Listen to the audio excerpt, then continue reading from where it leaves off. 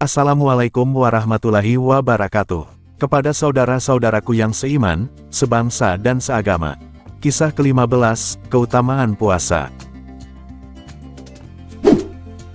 Dikisahkan bahwa, Sufyan Ats-Tsauri radhiyallahu anhu berkata, "Aku telah tinggal di Mekah selama 30 tahun. Ada salah seorang laki-laki dari penduduk Mekah, yang setiap harinya selalu datang ke masjid pada tengah hari. Lalu ia tawaf, dan salat 2 rakaat. Setelah itu ia memberi salam kepadaku, dan pulang ke rumahnya. Maka tumbuhlah rasa kasih sayangku padanya, dan aku senantiasa mengunjunginya.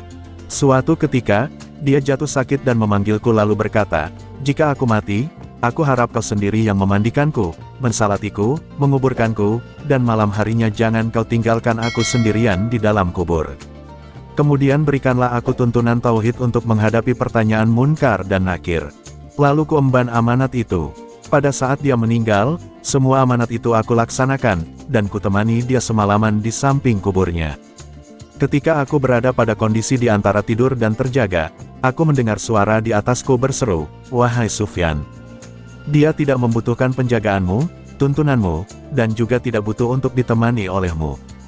Karena aku telah menemani dan menuntunnya.' Lalu aku berkata, 'Apa yang menyebabkan ini semua?' Dia menjawab, 'Hal ini disebabkan oleh puasa Ramadan yang dijalaninya dan diteruskan dengan puasa 6 hari bulan Syawal. Lalu aku terjaga, tetapi tidak ada siapapun di sana. Kemudian aku berwudu, dan salat, sehingga aku memimpikannya hal yang serupa sampai 3 kali.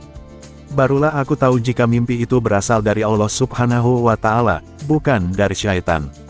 Maka kutinggalkan kuburannya dan berdoa, 'Ya Allah, dengan karunia dan kemuliaan-Mu, berilah aku kekuatan untuk dapat menjalankan puasa seperti itu.'